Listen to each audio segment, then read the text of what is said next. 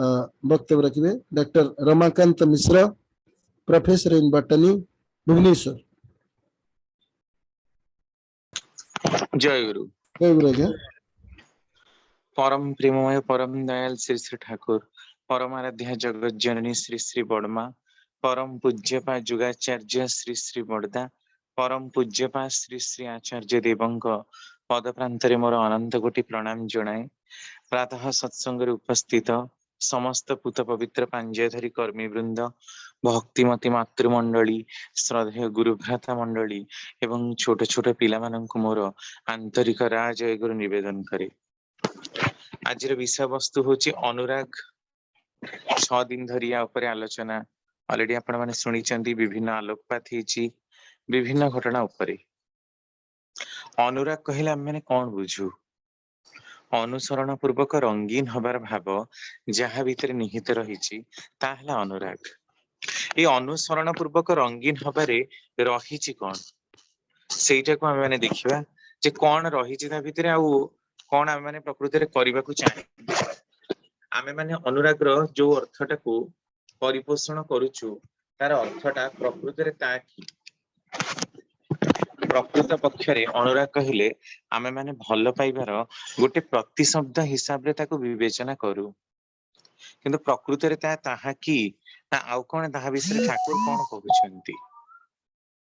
ठाकुर कहउछंती चाहिदा उपभोगी क्षुधा जहाँ निजर इंद्रिय को प्रीत करने को चाहे ताको वृत्ति निशा कहा जाए।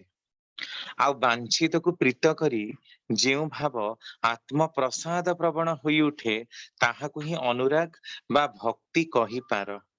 शाश्वती वाणी संख्या 372। चाहिदा उपभोगी क्षुधा जहाँ निजर इंद्रिय को प्रीत करने को चाहे। अनेक समय रे आमे माने ठाकुर को फूल दऊ, धूप दऊ। काली मध्य प्रश्न होतिला पारालाखी मंडी रे जे इष्टवृत्ति करू, प्रार्थना करू, स्वस्थनी नेचु, एई सब परे भी आमर परीक्षा रे तो भल रिजल्ट रहुनी। ता माने संगे संगे निजर इच्छा तो पुणी जने प्रश्न कले आमे जो भोग निवेदन करूचे तांको उद्देश्य रे आमर चाकरी पई हैला, कार बाहागर पई, कार निर्बंध, कार किछि गोटे कामनाटे पूरण हैला से दउछंती। एई कामनाटा दबाटा ठीक ना नुहे। स्वार्थांध कामना, स्वार्थ नहेले मनीष दिए ना। आज चाकरी रे प्रमोशन पाइची तेणु भोग देवी, जदि आज डिमोशन हबो ताले भोग देवी तो केबे देविनी। प्रमोशन पाइली झीर बाहागर हैला गोटे सत्संग दउछंती, खाली रे केही आमे सत्संग दउछंती केही केबे आमे हमर कोनोसी पर्व पर्वाणी सेलिब्रेट करिवा पई सत्संग दउछंती। केही हमर पुलवामा अटैक रे चली जाइथिबा जवान माने जो चली गले तांको मानक पई की सत्संग डेडिकेट करिवा को चाहिए। कोनोसी आपदकालीन समय रे दुर्दिन स्थिति रे केही सत्संग दबा को चाहंती ना। निजर उद्देश्य परिपूर्ण हेले ही आमे सत्संग दबा को चाहू। 100-150 लोक खाइबा को देले हमर पुण्य हबो बोली आमे भाबू। एई होची आम मानकर व्यभिचारिणी भक्ति। ताले ए सब रे कोन कोनसी दाम नहीं? हाँ दाम अछि। नाई मामू ठारू कोणा मामू भल जेमति कहंती, बधिरात मंद कर्णः श्रेयस्कर, सेमति कथा। किंतु एथिरे जे विशेष किछि फल होउची ता नुहे, किंतु न हबा ठारू किछि हबा फल। ए भली करू करू करू करू को जन्म रे आत्मिक उन्नति हबो आ तांको प्रति प्रकृत अनुराग आसीबो। तांको बिना ही मनीष आ किछि चाहिबो नाही। तेणु चाहिदा उपभोगी क्षुधाटा जहाँ निजर इंद्रिय को प्रीत करने को चाहे, निजर इंद्रिय जो खुशी, इंद्रियर लालसा जो पूरण आमे मागिले जदि आमको ईश्वर देबे ताहाले ही से अछंती। प्रवृत्ति को परिपूर्ण करिवार चाहिदा आमे मंगलांक पाखरे केही तारिणी पाखरे समस्त पाखरे सब जाचंती। माँ जदि मो पुओ एते रोग रे पड़ची भल हेजिवो तते 108टा नड़िया देबी, तते गोटे कला मेघी साड़ी देबी, एमती सब विभिन्न जाचज्ञा करंती। एठी गोटे प्रश्न होची जे आमे 108टा नड़िया देले कोन तारिणी ताको प्रकृति रे खाउछंती? से नड़िया गुडा जाई कोन होउची सेठी? से सेठी फटे देकी पुणी से माने जो लडू कर देकी हमको ही भोग करछंती। नड़िया रो छोट छोट लडू गुडा को ताको किए नउछंती?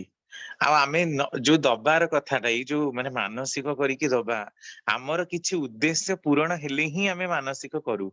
जन समाज रो मंगल उद्देश्य आमे करूना। समस्तंकर कथा आमे भाबुना। वसुधैव कुटुंबकम हबार कथा आमे चिंता करि पारुना।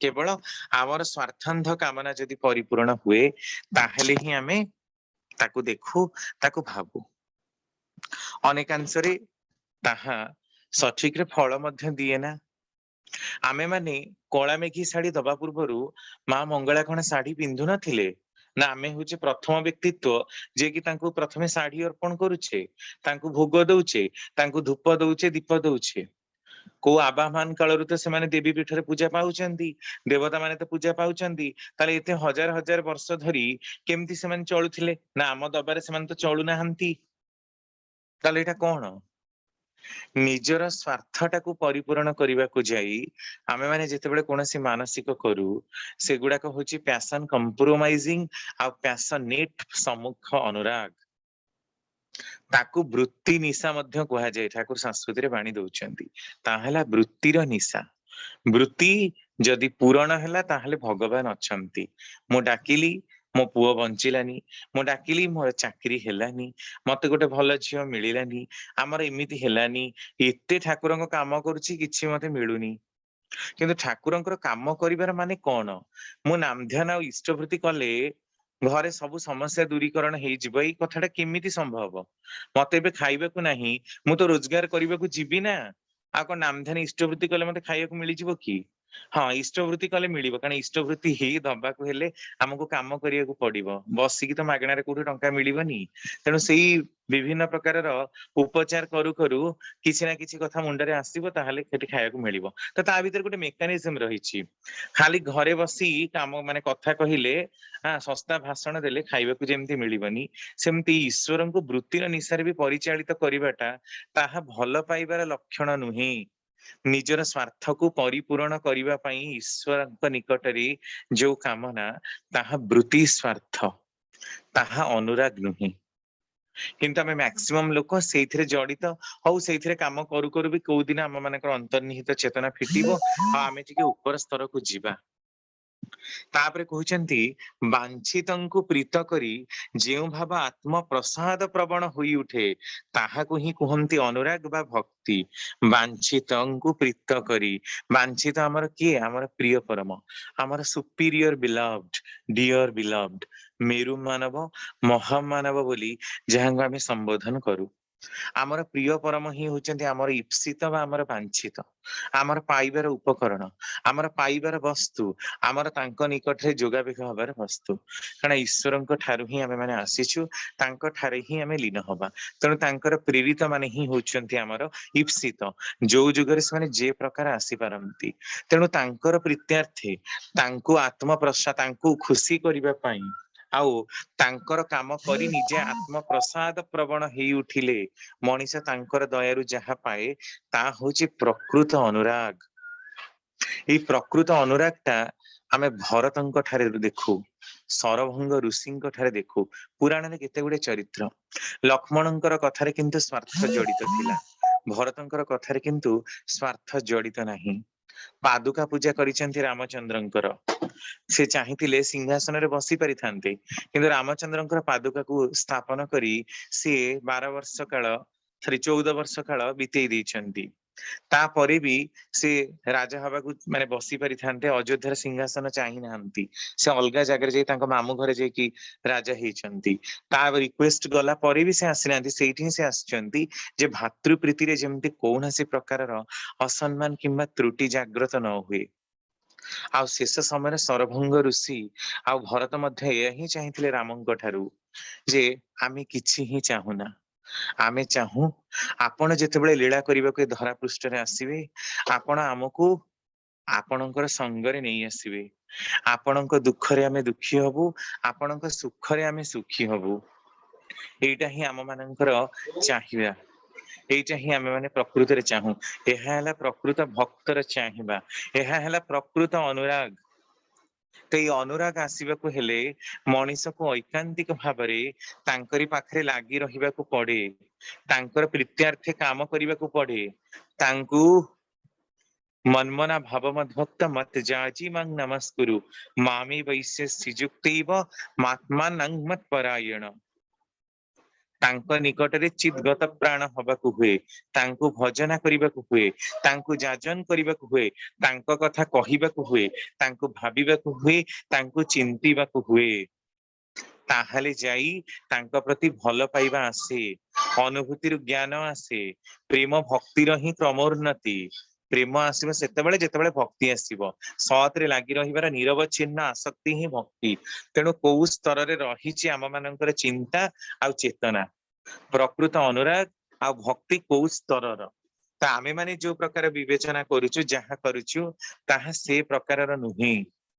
साधारण भाबरे कोन टिके देइदबा, सत्संग रे आसी बसी छिबा, निजर काम स्वार्थ संबंधित हिसाब रे करिबा, एहा प्रकृत भक्तिर परिचायक नुहे। निजकू इष्टंक पाई योग्य विवेचित न कले मनीषर प्रकृत उन्नति हुए ना।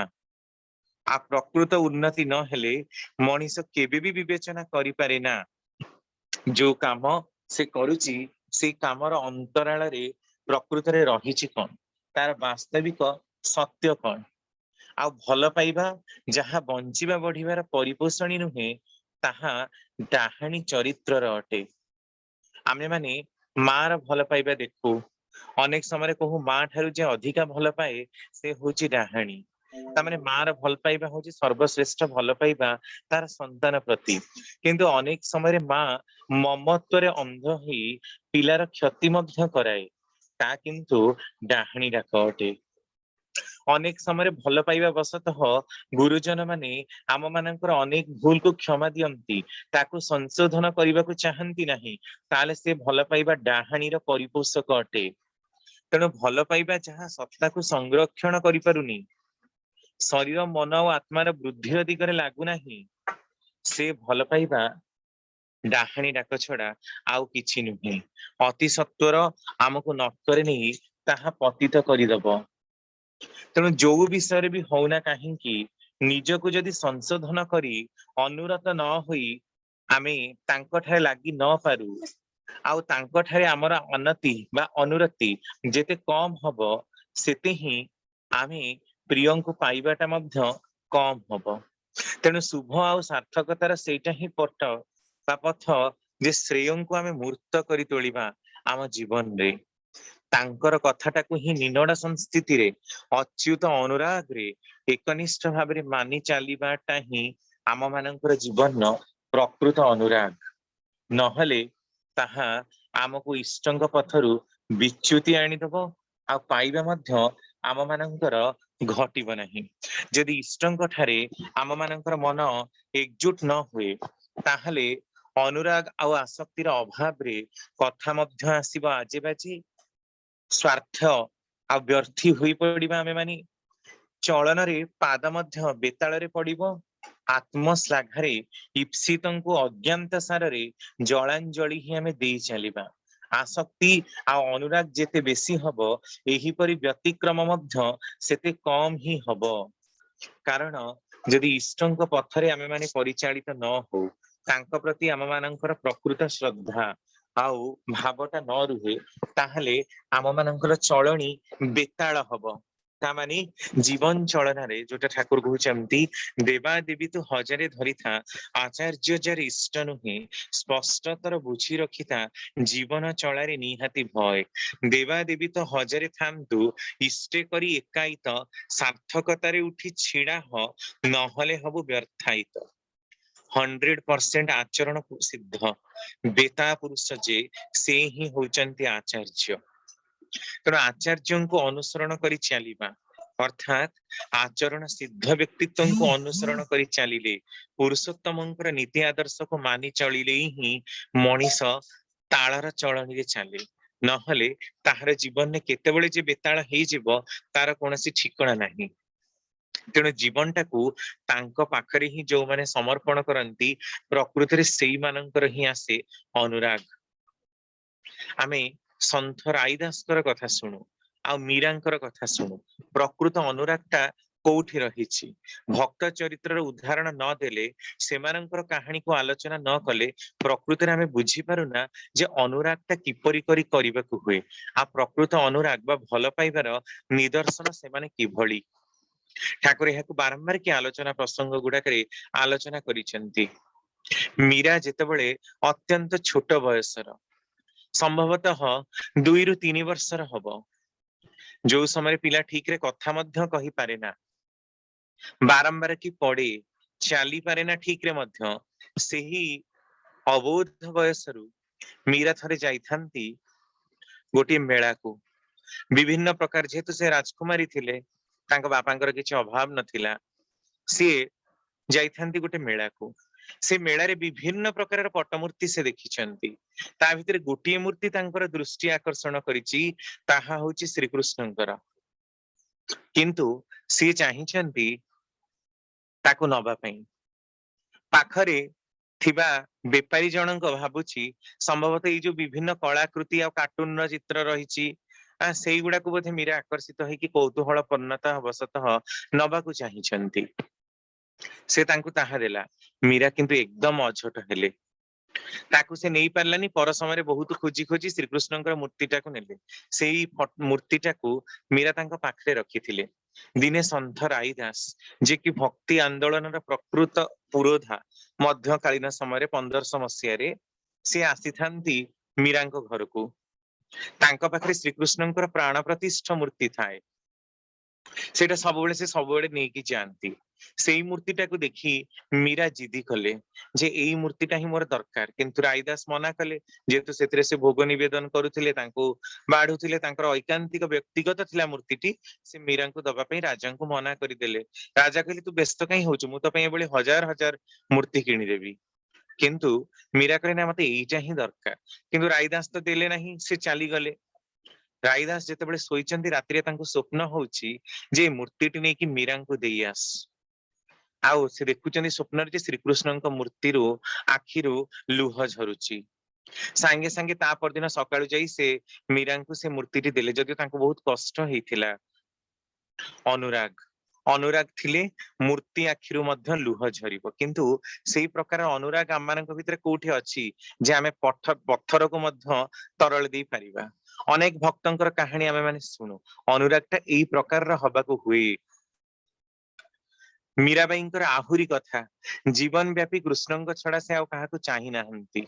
ପ୍ରହ୍ଲାଦ ଭଳି କେତେ କଷ୍ଟରେ ଦିଆଯାଇଥିଲେ ମଧ୍ୟ, ତେଲ କଡେଇରେ ପକେଇ ଦିଆଯାଇଥିଲେ ମଧ୍ୟ, ପାଦର ଯୋଉ ନିଆଁ ଉପରେ ଚାଲିବାକୁ ପାଦରେ ଦିଆଯାଇଥିଲେ ମଧ୍ୟ, କଷ୍ଟ ହେଇଥିଲେ ମଧ୍ୟ, ଆଜନ୍ମ ବାଲ୍ୟ ବୈଧବ୍ୟକୁ ଭୋଗ କରିଥିଲେ ମଧ୍ୟ, ଶ୍ରୀକୃଷ୍ଣଙ୍କ ଛଡା ଜୀବନରେ ଆଉ ସେ କିଛି ଚାହିଁ ହିଁ ନାହାନ୍ତି। ଏହା ହେଲା ଅନୁରାଗ, ବ୍ୟଭିଚାରିଣୀ ଭକ୍ତି ତାଙ୍କର ନୁହେଁ। ଆମେ ମାନେ ବହୁ ନୈଷ୍ଠିକ ହଉଥିବାରୁ ଆମ ମାନଙ୍କ ହୃଦୟରେ ଭକ୍ତିଟା, ଅନୁରାଗ ପୂର୍ଣ୍ଣ ଭାବଟା ହିଁ ବ୍ୟଭିଚାରିଣୀ। ଆଜି ଏଠି କାଲି ସେଠି, ଆଜି ଦୁର୍ଗାଙ୍କୁ ପୂଜା କର, କାଲି କାଳୀଙ୍କୁ ପୂଜା କର, କାଲି ଲକ୍ଷ୍ମୀଙ୍କୁ ପୂଜା କର, ଏଠି ହେଲାନି ତାପରେ ସାଇ ବାବାଙ୍କ ପାଖକୁ ଚାଲ, ତାପରେ ଏଠି ଯେତେବେଳେ ଅନାଲେ ପୁଣି ଆଉଥରେ ଆମର ପୁରୁଣା ଦେବାଦେବୀଙ୍କ ପାଖକୁ ଚାଲ। ମନ ସବୁଥିରେ ହିଁ ଆମର ଭଟକି ଯାଉଛି, ଏଣେ ତେଣେ ଗତିରୁଦ୍ଧ କରୁଛି। କାରଣ କୋଉଠୁ ଆମେ ଆମର ଯାହା ଇଚ୍ଛା କରୁଛୁ ସେ ଚାହିଁବା ଗୁଡାକ ପାଉନାହୁଁ। ସେଇଟା ହେଲା ବଡ କଥା, ଯେ ଆମେ ଯାହାଟା ଚାହୁଁଛୁ ସେଇଟା ପାଉନୁ। ତେଣୁ ହିଁ ଆମର ବଡ ଦୁଶ୍ଚିନ୍ତା ଆଉ ବଡ ଅସୁବିଧା। ତେଣୁ ହିଁ ଆମେ ଏତେ ଦେବାଦେବୀଙ୍କୁ ଚିନ୍ତା କରୁଛୁ ଯେ ଶକ୍ତିର ଦେବୀ ଦୁର୍ଗାଙ୍କ ପାଖକୁ ଗଲେ କାଳେ ଶକ୍ତି ଲାଭ ହବ, ଲକ୍ଷ୍ମୀଙ୍କ ପାଖକୁ ଗଲେ କାଳେ ଧନ ଲାଭ ହବ। ଆଉ ଯଦି ତା ହୁଅନ୍ତା ତାହେଲେ ତ ଆମେ ମାନେ ସମସ୍ତେ ହିଁ ଧନାଢ୍ୟ ହୁଅନ୍ତୁ।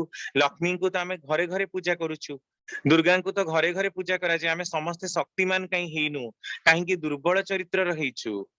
ଶିବଙ୍କୁ ପୂଜା କରି ତଥାପି ସଂଯମିତ ହେଇପାରିନୁ, ହନୁମାନଙ୍କୁ ପୂଜା କରି ତ ଆମେ ବଳଶାଳୀ ହେଇପାରିନୁ, କଣ ପାଇଁ ହେଇପାରିନୁ? ଆଉ ଗୋଟେ ପରେ ଗୋଟେ ଦେବାଦେବୀ ଆମେ କାହିଁକି ଛାଡି ଚାଲିଛୁ? କାରଣ ଆମର ସ୍ୱାର୍ଥ କୋଉଠୁ ପୂରଣ ହେଲା ତା ଆମେ ଜାଣିନୁ। କିନ୍ତୁ ଯୋଉଠିକି ଗଲେ ଆମର ସ୍ୱାର୍ଥ ପୂରଣ ହଉଛି, ଆମେ ଭାବୁଛୁ ସେଇ ହିଁ ଆମକୁ ସେଇଟା ଦେଇଛନ୍ତି।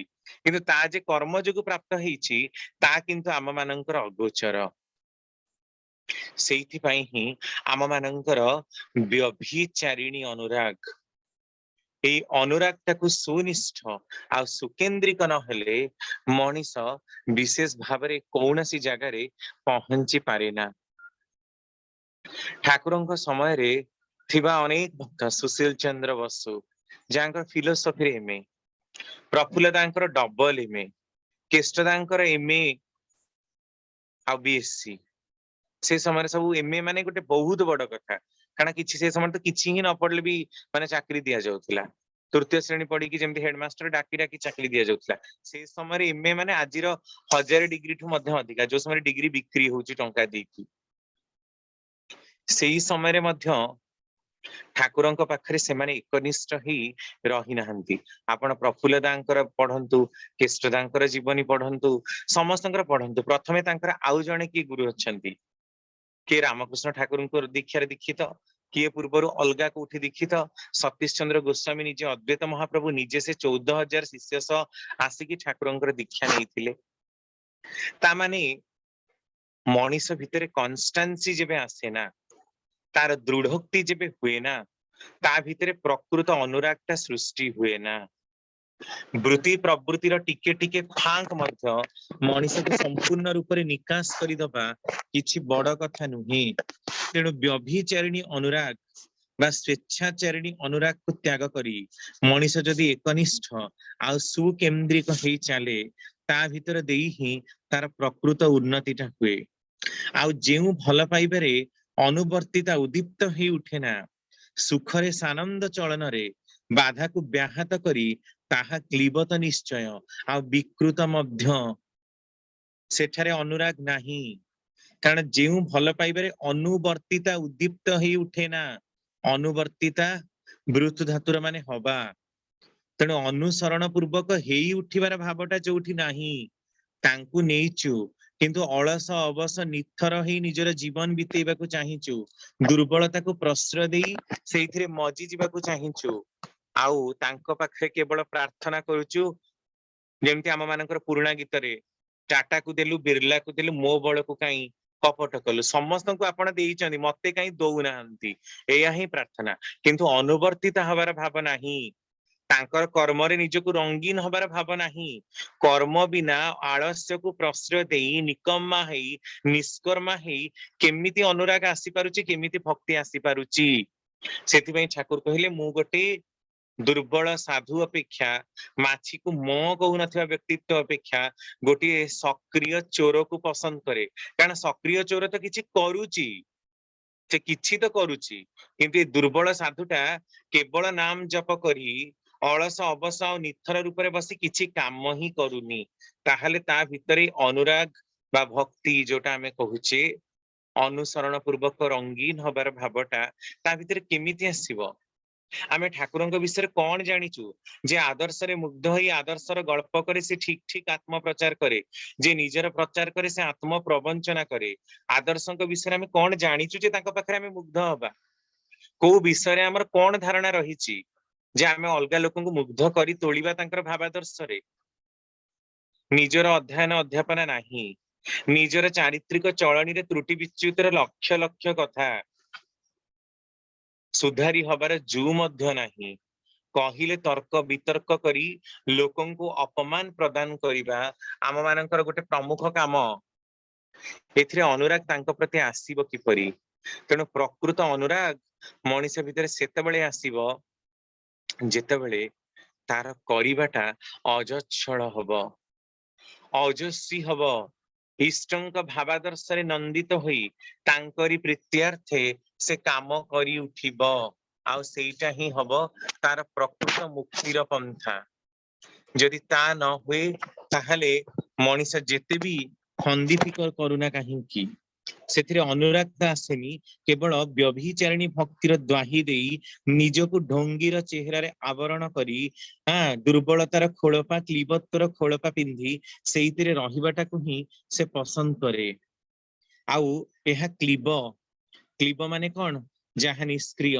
जहा काम करे ना तेणु तांको प्रति सक्रिय अनुराग आसिले सक्रिय इच्छा शक्ति जागृत हेले ही प्रकृत अनुराग आसीबो भल पाइबार मापकाठीटा भी कौन ठाकुर कहते भल पाइबार मापकाठी जेउठारे आदायी प्ररोचना प्रीति प्रतारणा सेठारे सहज संभाव्य भल पाइबार मापकाठीटा ही होची आदायी प्ररोचना सर्वतोमुखी रूपे तांकरी निकटरे प्ररोचित होई तांकरी कर्म को आलिंगन करिबा आदायी आदाय करिबा तांको ठारू काम को हासिल करिबा केमिति तांकरी प्ररोचना रे प्ररोचित होई छड़ेई आनिबानी ସିଏ ବିବଶ ହେବେ ଆମକୁ ଦବାକୁ। ଏଇଟା ହେଲା ପ୍ରକୃତ ଭକ୍ତର ଲକ୍ଷଣ। ଦବା ପାଇଁ ସେ ବାଧ୍ୟ। ପ୍ରେରିତ ମଧ୍ୟ ସେତେବେଳେ ସ୍ୱ ଦେଶରେ କୁଶ୍ଚାମଣ୍ଡନ କରନ୍ତି ଯେତେବେଳେ ପ୍ରତ୍ୟକ୍ଷ ସଂସ୍କାର ସାଙ୍ଗରେ ପରୋକ୍ଷ ସଂସ୍କାରର ବିରୋଧ ଉପସ୍ଥିତ ହୁଏ। କାରଣ ମଣିଷର ପ୍ରକୃତ ଆକାଂକ୍ଷିତ ମଙ୍ଗଳ ତାର ଅଭ୍ୟସ୍ତ ସଂସ୍କାରର ଅନ୍ତରାଳରେ ହିଁ ରହିଛି। କରୁଛି ଅଥଚ ପାଉନି, ଏଥିରେ ପ୍ରେରିତଙ୍କୁ ମଧ୍ୟ ସ୍ୱ ଦେଶରେ କୁଶ୍ଚାମଣ୍ଡନ କରିବାକୁ ପଡିବ। ତା ମାନେ ସେ କରିବାଟା କରିଲା ଭଳି କରୁନି। ନିଜର ବୁଝିବା ମାଫିକ, ନିଜର ପ୍ରବୃତ୍ତି ମାଫିକ, ନିଜକୁ ଠକାମିରେ ପକେଇ ସିଏ ଇଷ୍ଟଙ୍କୁ ଭଜନା କରେ। ତେଣୁ ତାର ପ୍ରାପ୍ତିର ଦିଗଟା ମଧ୍ୟ ସେ ପ୍ରକାରର ଘଟି ଉଠେ ନା। ଏଇଟା ହିଁ ଠାକୁରଙ୍କର ଦୁଃଖ ଯେ ମଣିଷ ବାସ୍ତବିକ ରୂପରେ ତାଙ୍କର କାମ କରିବା ପାଇଁ ଆସେ ନା। ସେଥିପାଇଁ ଠାକୁର ସେ ବାଣୀଟା ଦଉନାହାନ୍ତି, ଲକ୍ଷେ ଧନ୍ଦାରେ ମନଟି ବ୍ୟସ୍ତ, ଇଷ୍ଟ ଧନ୍ଦା ବହିଲୁନି, ତଥାପି ଚାହୁଁଛୁ ବିଧିର ଦୟା, ମତି ଛର୍ଣ୍ଣ ତୁ ବୁଝିଲୁନି। ନିଜର କାମ କରିବାରେ ମନ ବ୍ୟସ୍ତ, ସପ୍ତାହକୁ ଥରେ ସତ୍ସଙ୍ଗରେ ଆସି ମୁଁ ପ୍ରେଜେଣ୍ଟ ପକେଇଦେବି, ସେ ପୁଣି 5-10 ମିନିଟ ଥିବ, ସମସ୍ତଙ୍କୁ ଜୟଗୁରୁ କରିଦେବି, ଏଇଥିରେ ମୋର ସବୁ କାମ ହେଇଯିବ। ଆଉ ଠାକୁରଙ୍କ କାମ କରିବାକୁ ଆମ ପାଖରେ ବେଳ ନଥାଏ, ସବୁବେଳେ ବାହାନା। ଭାଇ ଅର୍ଘ୍ୟ ଭିକ୍ଷା ଟିକେ କରିବା, ଭାଇ ମତେ କଣ ସମୟ ଅଛି, ମୁଁ ଏଠି ବ୍ୟସ୍ତ ସେଠି ବ୍ୟସ୍ତ, ଏମିତି ବ୍ୟସ୍ତତାର ଦ୍ୱାହିଦେବି ଯେ ଆଉ କେହି ଲୋକ ମତେ କିଛି ଏକ୍ସକ୍ୟୁଜ ଦେଇପାରିବେନି, ମୁଁ ଚୁପଚାପ ନିଜେ ଘରକୁ ଫେରି ଆସିବି। ଏମିତି ଲକ୍ଷେ ଧନ୍ଦାରେ ମନଟି ବ୍ୟସ୍ତ, ଇଷ୍ଟ ଧନ୍ଦା ବହିଲୁନି। ଇଷ୍ଟଙ୍କୁ ମୁଣ୍ଡରେ ଚାଲି ଚଲେଇବାର ଭାବଟା କେତେ ଜଣ ମଣିଷଙ୍କ ପାଖରେ ଅଛି। ନିଜ ଘରେ ବି ଆମେ ଠିକରେ ସୁଧାରି ପାରୁନା, ନିଜର ପରିବାରରେ ପାରୁନା, ନିଜର ପରିବେଶରେ ଯୋଉଠି କାମ କରି ଯାଉ ସେଠି ମଧ୍ୟ କାହାକୁ ଭଲରେ ଆକୃଷ୍ଟ କରିପାରୁନା। ଇଷ୍ଟଙ୍କୁ ପ୍ରଚାର କରିବାର ଭାବଟା, ଇଷ୍ଟଙ୍କୁ ପ୍ରସାର କରିବାର ଭାବଟା ଆମ ମାନଙ୍କ ଭିତରେ ଏତେ ଦୂର ସ୍ଥିମିତ, ତାପରେ ବି ଆମେ ଭାବୁଛୁ ଯେ ଆମେ ବିଧିର ଦୟାଟା ପାଇବୁ। ଅସୁବିଧା ସମୟରେ ଆମର କୌଣସି ବିପତ୍ତି ହବନି, ଆମକୁ ପରମ ପିତା ରକ୍ଷା କରିବେ। କେମିତି ରକ୍ଷା କରିବେ, କାହା ମାଧ୍ୟମରେ ରକ୍ଷା କରିବେ? ଆମେ ତ ସବୁ ପଥ ନିଜେ ହିଁ ନିଜେ ଅବରୁଦ୍ଧ କରିଛୁ। ଇଷ୍ଟ କର୍ମକୁ ତ କେବେ ବି ନିଜ ଜୀବନରେ ଆମେ ପ୍ରାୟୋରିଟି ଦେଇନୁ, ସବୁବେଳେ ପ୍ରାୟୋରିଟି ଦେଇଛୁ ନିଜର ସ୍ୱାର୍ଥକୁ, ନିଜର ଚିନ୍ତାକୁ, ନିଜର ଆତ୍ମସ୍ୱାର୍ଥୀ ଲୋଲୁପତାକୁ। ତାହେଲେ ଆମେ କେମିତି ବିଧିର ଦୟାଟା ପାଇବା ଆଉ ସକ୍ରିୟ ଭାବେ କର୍ମଫଳ କାଟିକି ଆମେ ଉପରକୁ ଯାଇପାରିବା? ଏହା କିଭଳି ସମ୍ଭବ ହବ? ତେଣୁ ବ୍ୟଭିଚାରିଣୀ ଅନୁରାଗ ବା ଭକ୍ତିର ନିଦର୍ଶନଟା ହିଁ ଠିକ ଏଇଭଳି ଭାବରେ କାମ କରିବା। ଆଉ ଯୋଉଠି ମଣିଷ ସେବା ବିମୁଖ, ଦେଖନ୍ତୁ ଅନୁରାଗ ଆଉ ବି କିଭଳି ଭାବରେ ଆସେ। ଯୋଉଠି ମଣିଷ ସେବା ବିମୁଖ, ଅକୃତଜ୍ଞ ପ୍ରୀତି, ପ୍ରବଞ୍ଚନା ଓ ସ୍ୱାର୍ଥ ସିଦ୍ଧି ହାତଠାର ସାହଚର୍ଯ୍ୟହୀନତା ହିଁ ଏହାର ନିର୍ଦ୍ଦେଶକ। ଯାହା ଅନୁସ୍ୟୁତ ଥାଏ ତାର ଅନ୍ତରରେ, ସେବା ବିମୁଖ, ସେବା କରିବାକୁ ମଣିଷ ପ୍ରକୃତ ରୂପରେ ଆଗାଏ ନା।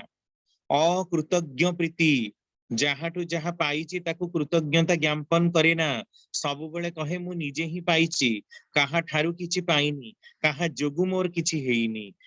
କାହାକୁ ରେକମେଣ୍ଡ କରିବାକୁ, ରେକଗ୍ନାଇଜ କରିବାକୁ ସେ ହତାଦର କରେ। ଯୋଉମାନେ ଏ ପ୍ରକାରର ଅକୃତଜ୍ଞ, ସେଠି ଭଲ ପାଇବା ଆସେ ନା, ସେଠି ଆସେ ପ୍ରବଞ୍ଚନା ଆଉ ସ୍ୱାର୍ଥ ସିଦ୍ଧିର ହାତ ଠାର। ପ୍ରବଞ୍ଚନା ମାନେ ଠକିବା, ପ୍ରତାରଣା କରିବା, ନିଜକୁ ହିଁ ନିଜେ ମଣିଷ ସେଇଠି ଠକେ, କାହାକୁ ଆଉ ଠକେ ନା। ଆଉ ସ୍ୱାର୍ଥ ସିଦ୍ଧି ଯେତିକି ରହିଛି ସେତିକିରେ ହିଁ ସେ କାମ ହାସଲ କରିବାକୁ ଚାହେଁ। ଆଉ ଏଇଟା କାହାର ନା ପରିପୋଷକ ହଉଛି ସାହଚର୍ଯ୍ୟହୀନତାର। ମଣିଷ ସହକର୍ମୀ ମାନଙ୍କ ସହ ଯଦି ମିଶିକି ନ ଚାଲିଲା, ଅଲଗା ଲୋକଙ୍କୁ ଯଦି ଭଲ ନ ପାଇଲା, ଅଲଗା ମାନଙ୍କର ସେବା ଯଦି ନ କଲା, ତାହେଲେ ତା ଭିତରେ ସାହଚର୍ଯ୍ୟହୀନତା ଆସିବ। କାହାକୁ ସହ୍ୟ କରିବାର, କାହାର ସେବା କରିବାର, କାହାକୁ ଧୈର୍ଯ୍ୟ ବଳରେ ବୁଝେଇବାର, କାହା ପାଇଁ ସମୟ ଦବାର ଜୁ ତା ପାଖରେ ଆସିବ ନାହିଁ। ଆଉ ଏଇଟା ଅନୁସ୍ୟୁତ, ଅନୁସ୍ୟୁତ ମାନେ ଗୁନ୍ଥା ହେଇଛି, ଶ୍ରୀବ ଧାତୁର ମାନେ ସିଲେଇ କରିବା, ଗୁନ୍ଥିବା। ତେଣୁ ଅନୁସରଣ ପୂର୍ବକ ଗୁନ୍ଥା ହେଇଛି ତାର ଚରିତ୍ରରେ। ଏଭଳି ଅକୃତଜ୍ଞ ବା କୃତଘ୍ନ ଚରିତ୍ର, ସେବା ବିମୁଖ ଚରିତ୍ର ଅନ୍ତରରେ କିଭଳି ଅନୁରାଗ ଆସିପାରିବ? ଆଉ ସେ ଲୋକଙ୍କୁ କଣ ଦେଇ ବୁଝେଇ ବି ପାରିବ? ପ୍ରତି କଥାରେ କଥାରେ ଯାହାର ସ୍ୱାର୍ଥର ପ୍ରବଞ୍ଚନା, ଯେ ସ୍ୱାର୍ଥରେ ନିଜକୁ ହିଁ ନିଜେ ଠକେଇ କରି ଚାଲିଛି, ତା ଭିତରେ କେବେ ପ୍ରକୃତ ଅନୁରାଗ ଆସିପାରିବ ନାହିଁ। ତାହା ବ୍ୟଭିଚାରିଣୀ ଅନୁରାଗ। ଜାଲ ଭକ୍ତି ଯୁକ୍ତ ମଣିଷ ମୋଟା ଅହଙ୍କାର ଯୁକ୍ତ, ସେ ସେଇ ପ୍ରକାରର ହିଁ ମଣିଷ। ନିଜର ଡିଣ୍ଡିମ ଆଉ ନାଗରା ଚତୁଃପାର୍ଶ୍ୱରେ ପିଟି ବୁଲେ, କିନ୍ତୁ ପ୍ରକୃତରେ କଣ କରିଛି ତା ଜୀବନରେ ନା ଅଛି ଅନୁଭୂତି, ନା ଅଛି ଗଳ୍ପର ସାଗର, ନା ଅଛି ଲୋକଙ୍କୁ ପ୍ରରୋଚନା କରିବା ପାଇଁ ସତ୍କର୍ମରେ ଇଷ୍ଟ କର୍ମରେ ତା ପାଖରେ ଶକ୍ତି। କେବଳ ନିଜର ଆତ୍ମ ଅହମିକାର ଗୁଣଗାନ ଆଉ ଜୟଗାନ କରିବାଟା ତାର ଐକାନ୍ତିକ କର୍ତ୍ତବ୍ୟ ହେଇ ପଡିଛି। ତେଣୁ ହିଁ ସେ କେବେ ଜୀବନରେ ଆଗେଇ ପାରିବ ନାହିଁ। ସେଥିପାଇଁ ଠାକୁର କହୁଛନ୍ତି ପ୍ରୀତି ଯେପର୍ଯ୍ୟନ୍ତ ମଧ୍ୟ ପ୍ରକୃତ ହୋଇ ଉଠିନି ତୁମର, ଯେପର୍ଯ୍ୟନ୍ତ ପ୍ରିୟ ସ୍ୱାର୍ଥ ଓ ପ୍ରତିଷ୍ଠା ତୁମର ନିଜସ୍ୱ ନ ହୋଇ ଉଠିଛି, ସକ୍ରିୟ ପରିଚର୍ଯ୍ୟାରେ ସ୍ୱତଃ ହୋଇ ପ୍ରୀଣନ ପରିକଳ୍ପନା ଅଳସ ସକ୍ରିୟ ହୋଇ ଉଠି ନାହିଁ ବାସ୍ତବରେ, ପୁଷ୍ଟି ଦବାକୁ ତାର, ତୃପ୍ତି ଦବାକୁ ତାର, ତୃପ୍ତି ଦେଇ ସମ୍ବର୍ଦ୍ଧନାରେ ଅଧୀଶ୍ୱର କରି ତୋଳିବାକୁ ତାକୁ, ଆଉ ସେଇ ଉପଭୋଗର ଆତ୍ମ ପ୍ରସାଦରେ ହିଁ ଭରପୁର କରି ତୋଳିବାକୁ ନିଜକୁ, ସେ ପର୍ଯ୍ୟନ୍ତ ତୁମର ପ୍ରୀତି ବିମୁଖ ହେଇଛି। ତା ମାନେ ଇଷ୍ଟଙ୍କୁ ପ୍ରତିଷ୍ଠା କରିବା, ଇଷ୍ଟଙ୍କର ସ୍ୱାର୍ଥକୁ ପ୍ରତିଷ୍ଠା କରିବା ଯେପର୍ଯ୍ୟନ୍ତ ଆମ ମାନଙ୍କର ଐକାନ୍ତିକ କର୍ତ୍ତବ୍ୟ ହେଇ ଉଠିନି, ମଣିଷ ଯେପର୍ଯ୍ୟନ୍ତ ସେବା ସମ୍ବୁଦ୍ଧ ସେବା ପରାୟଣ ହେଇ ଉଠିନି, ଯେପର୍ଯ୍ୟନ୍ତ ମଣିଷ ତାର ଆଳସ୍ୟକୁ ତ୍ୟାଗ ନ କରିଛି, ତାର ପ୍ରୀଣନ, ପ୍ରୀଣ ଧାତୁର ମାନେ ପ୍ରେରଣା କରିବା, ପ୍ରସନ୍ନ ହବା, ପ୍ରସନ୍ନ ହବାର ଭାବଟା ଇଷ୍ଟଙ୍କ ଠାରେ ନ୍ୟସ୍ତ କରିନି, ସେ ପର୍ଯ୍ୟନ୍ତ ତାର ଅନୁରାଗ ବ୍ୟଭିଚାରିଣୀ ହବ। ତେଣୁ ଆମକୁ ଲୋକଙ୍କ ପାଖରେ ପହଞ୍ଚିବାକୁ ପଡିବ, ତାଙ୍କର ସେବା କରିବାକୁ ପଡିବ, ଯାହାକୁ ଠାକୁର ଯାଜନ ବୋଲି ଦେଇଛନ୍ତି। ଆମେ ମାନେ କିନ୍ତୁ ବାସ୍ତବିକ ଯାଜନ କେବେ କରୁନା, ଆଉ ଯାଜନ ନ କଲେ ଅନୁରାଗ ଆସେ ନାହିଁ। ଆଉ ଅନୁରାଗ ସେଠାରେ ମଧ୍ୟ ଅଚ୍ୟୁତ ନୁହେଁ ଯୋଉଠି ତାର ଠିକଣା ନଥାଏ, ଅନୁପ୍ରାଣତା ମଧ୍ୟ ସେଠାରେ ବିଚ୍ଛିନ୍ନ, ଯୋଉଠି ବୋଧ, ସାମଞ୍ଜସ୍ୟ, ସମନ୍ୱୟ ଓ ସାର୍ଥକତା ସେଠାରେ ଅବିନ୍ୟସ୍ତ, ଐକ୍ୟହରା ଆଉ ଇତସ୍ତତଃ, ଅନୁରାଗ ସେଠାରେ କେବେ ବି ସାର୍ଥକ ହୁଏ ନା। ଏସବୁ ଅନୁରାଗର ଲକ୍ଷଣ। ତାଙ୍କୁ ଭଲ ପାଉ, ଠାକୁରଙ୍କୁ ପଚରା ଯାଉଛି, ଠାକୁର କହୁଛନ୍ତି କିଏ କେତେ ବଡ ଇଷ୍ଟକର୍ମୀ, ତାର ପରଖ ହଉଛି ଏଇଆ ଯେ ସେ ତା ପରିବେଶ ପାଇଁ କିଛି କରେ କି ନା। ଆମେ ମାନେ କିନ୍ତୁ ପରିବେଶ ପାଇଁ ବିଶେଷ କିଛି କରୁନା, କିନ୍ତୁ ନିଜ ପାଇଁ କରୁ, ବହୁତ କିଛି କରୁ। ଆଉ ଯେତେବେଳେ ଆମ ଘରକୁ ସବୁ ସତ୍ସଙ୍ଗ କରିବାକୁ କେହି ଆସନ୍ତି, ସବୁବେଳେ ଆଜ୍ଞା ଟିକେ ସେଠି ଦୀକ୍ଷା ଚାଲନ୍ତୁ କରିବା, ନା ନା ଆପଣ ଟିକେ ଆମ ପୁଅ ବୋହୂଙ୍କ ପାଖକୁ ଯାଆନ୍ତୁନି, ସେ ପରିବେଶ ଟା ବାଜେ, ଲୋକ ଗୁଡାକ ସେଗୁଡା କଣ ମାଛ ମାଂସ ଖାଉଛନ୍ତି, ଏମିତି ଲୋକ ସେମିତି ଲୋକ, ସେଠିକି ଯାଆନ୍ତୁନି। ସାଙ୍ଗେ ସାଙ୍ଗେ ଖାଲି ନିଜକୁ ବଡ ପ୍ରମାଣିତ କରିବା, ଭଲ ହବାର ଦ୍ୱାହିରେ ମଣିଷ ପରିବେଶ ଟାକୁ ନିଜଠୁ ଦୂରେଇ ଦେଇଛି। ତେଣୁ ପରିବେଶ ଆଜି ତାର ଆତ୍ମୀୟ ହେଇନି। ସେଥିପାଇଁ ଠାକୁରଙ୍କର ଅନେକ ମୁଖରେ ବାଣୀ କହିଲା ପରେ ବି ମଣିଷ ଆପଣା ଟଙ୍କା ପର, ଯେତେ ପାରୁଛ ମଣିଷ ଧର, ଆମେ କିନ୍ତୁ ଉଲଟେଇ ଦେଇଛୁ ଟଙ୍କା ଆପଣା ମଣିଷ ପର, ଯେତେ ପାରୁଛ ଟଙ୍କା ଧର। ବାଣୀ ଆମ ପାଇଁ ଏମିତି ହିଁ ପ୍ରଯୁଜ୍ୟ ହବ, କାରଣ ଆମେ କାହାର ଭଲଟାକୁ ଦେଖି ପାରୁନା। ମଣିଷ ସହଜେ ହିଁ ଈର୍ଷାନ୍ୱିତ, ତାର ସ୍ୱାଭାବିକ ଚରିତ୍ରରେ ଏଇ ମାଶ୍ଚର୍ଯ୍ୟ ପ୍ରବୃତ୍ତିଟା ରହିଛି ହିଁ। ତେଣୁ ଅଲଗା କାହାକୁ ଉନ୍ନତ ଦେଖିଲେ ସେ ଜଳିଯାଏ, ଯେ ଯାହାର ବୈଶିଷ୍ଟ୍ୟ ମାଫିକ ଉପରକୁ ଗଲେ ସେ ତାକୁ ସହ୍ୟ କରିପାରେ ନା, ତେଣୁ ତା ନାଁରେ ନିନ୍ଦା ଚର୍ଚ୍ଚାକୁ ଗାଇ ବୁଲେ। ତାହେଲେ ସେ ଭଲ ପାଇବ କିଭଳି? ଯଦି ସଦା ସର୍ବଦା ସେ ସମସ୍ତଙ୍କର ଦୋଷ ଦର୍ଶନ କରିବ, ତାହେଲେ ତା ଭିତରେ ଅନୁରାଗ କାହା ପ୍ରତି ଜାତ ହବ? ଈଶ୍ୱରଙ୍କୁ ଭଲ ପାଏ, ଠାକୁରଙ୍କୁ ଭଲ ପାଏ, ଅଥଚ ଠାକୁରଙ୍କ କର୍ମୀଙ୍କୁ ଭଲ ପାଏ ନା। ତାଙ୍କୁ ଦେଖିଲେ ତାଙ୍କ ପ୍ରତି ଘୃଣା ଭାବ ଜାଗ୍ରତ ହୁଏ, ଲୋକମାନଙ୍କ ପ୍ରତି ଘୃଣା ଜାଗ୍ରତ ହୁଏ। ତାହେଲେ ଇଷ୍ଟଙ୍କୁ ଭଲ ପାଇଲି, ଏହା କି ହାସ୍ୟାସ୍ପଦ କଥା। ସେଥିପାଇଁ ଠାକୁର ଚଳାର ସାଥିରେ ବି ବାଣୀ ଦଉଛନ୍ତି, ତୁମେ ନିତ୍ୟ ଆହ୍ନିକ ବ୍ରତ ଜପ ତପ ହୋମ ଇତ୍ୟାଦି କରୁଛ, ଅଥଚ ପରିବେଶର ସେବା କରିବା ତୁମର ଐକାନ୍ତିକ ହେଇ ଉଠୁନି। କିନ୍ତୁ ପରିବେଶର କଥା କହିଲେ ତୁମ ମନ ଭିତରେ ହୀନମନ୍ୟତାର ଭାବ ଆସୁଛି। ତାହେଲେ ତୁମେ ଠିକ ଭାବରେ ମନେ ରଖ, ତୁମେ ପୂଜା କରିଅଛ ସଂକୀର୍ଣ୍ଣତାକୁ, ପୂଜା କରିଅଛ ପାପକୁ, ପୂଜା କରିଅଛ ତୁମ ନିଜର ହୀନତ୍ୱକୁ, ପୂଜା କରିନାହ ତୁମେ ଶ୍ରେଷ୍ଠତ୍ୱକୁ।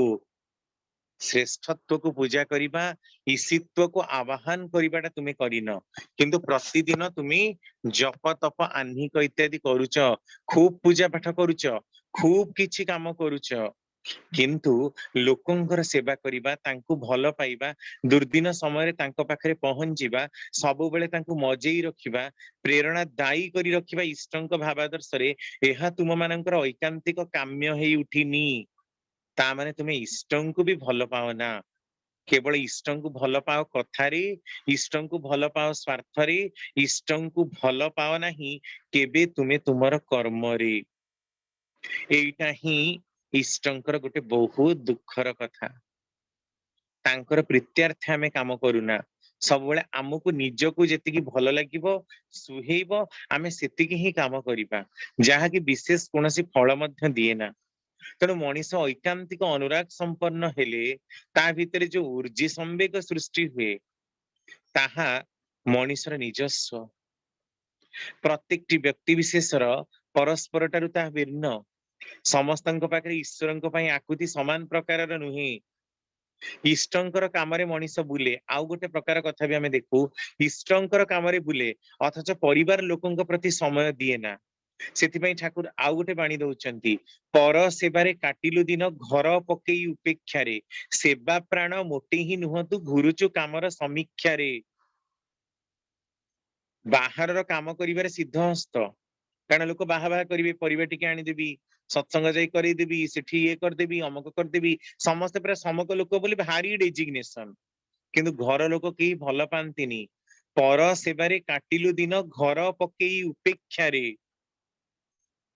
ସେବା ପ୍ରାଣ ମୋଟେ ହିଁ ନୁହନ୍ତୁ। ସେବା ନାହିଁ ମାନେ ତ ଭଲ ପାଇବା ନାହିଁ, ସେବା ପ୍ରାଣ ତ ଜମା ହିଁ ନୁହଁ। କାରଣ ଘର ଲୋକଙ୍କୁ ଇଗ୍ନୋର କରି ବାହାର ଲୋକଙ୍କ ପାଖରେ ଯେତେ ବି ପ୍ରୀଣନ ପରିଚର୍ଯ୍ୟା ଦେଲେ ମଧ୍ୟ ସେମାନେ ଆସି ତ ତୋର କାର୍ଯ୍ୟରେ ସାହାଯ୍ୟ କରିବେନି। ବଞ୍ଚିବାକୁ ପଡିବ ତତେ ଘରେ, ବଞ୍ଚିବାକୁ ପଡିବ ତତେ ପରିବାରରେ, ବଞ୍ଚିବାକୁ ପଡିବ ତତେ ପରିବେଶରେ, ପୃଥିବୀରେ ନୁହେଁ। ପୃଥିବୀକୁ ତ ପରେ ଯିବା, ପ୍ରଥମେ ଆଗ ନିଜ ଘର ପରିବାରଟାକୁ ହିଁ ଆମେ ଯଦି ନିଗ୍ଲେକ୍ଟ କରିଦବା, ନେଗ୍ଲିଜିବୁଲ ବୋଲି ମନେ କରିବା, ତାହେଲେ ସେଇମାନେ ହିଁ ଆମକୁ ଦଂଶନ କରିଦେବେ, ଆମର ସତ୍ତା ସତ୍ତ୍ୱ ବିନଷ୍ଟ ହେଇଯିବ। ସେବା ପ୍ରାଣ ମୋଟେ ହିଁ ନୁହନ୍ତୁ ଘୁରୁଚୁ କାମର ସମୀକ୍ଷାରେ, କେବଳ ବାହା ବାହା କାମନା ପାଇବା, କେବଳ ବାହା ବାହା ବାହାଦୁରୀ ପ୍ରଶଂସା ମାନ ଯଶ ପାଇବାର ଆଶାରେ ହିଁ ବାହାରେ ବୁଲୁଛୁ। ଆଉ ଯେତେବେଳେ ବାହାରୁ ବି ସେଟା ବନ୍ଦ ହେଇଯିବ ସେତେବେଳେ ସେଇ କରିବାଟା ବି ତାର ବନ୍ଦ ହେଇଯିବ। ଏଇଭଳି ହଉଛି ଆମ ମାନଙ୍କର ଅନୁରାଗ। ଏଥିରେ ଅନୁରାଗ ନାହିଁ, ଏହା ସ୍ୱାର୍ଥ ସନ୍ଧିଶ୍ଚୁ କଥା। ସ୍ୱାର୍ଥ ସନ୍ଧିଶ୍ଚୁ ମନୋବୃତ୍ତି ନେଇ ଈଶ୍ୱରଙ୍କ ପ୍ରତି ଅନୁରାଗ ଜାତ ହୁଏ ନା। ଆମେ ହନୁମାନଙ୍କର କଥା ଶୁଣୁ, ରାଧାଙ୍କର କଥା ଶୁଣୁ, ଠାକୁର ଏମାନଙ୍କର ଉଦାହରଣ ମଧ୍ୟ ବହୁତ ଜାଗାରେ ଜୀବନୀରେ ଦେଇଛନ୍ତି। ହନୁମାନର ଅନୁରାଗଟାକୁ ଦେଖନ୍ତୁ ନା,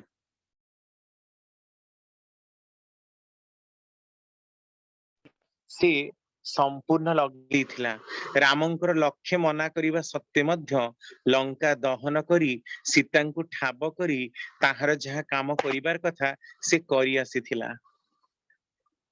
ଏଇ ପ୍ରକାରରେ ଇଷ୍ଟଙ୍କୁ ଭଲ ପାଇ ତାଙ୍କର ପ୍ରୀତ୍ୟାର୍ଥେ ତାଙ୍କ ପାଇଁ କାମ କରିବା ହନୁମାନ ଭଳି ବୋଧେ ଆଉ କାହାର ଦେଖାଯାଏ ନା।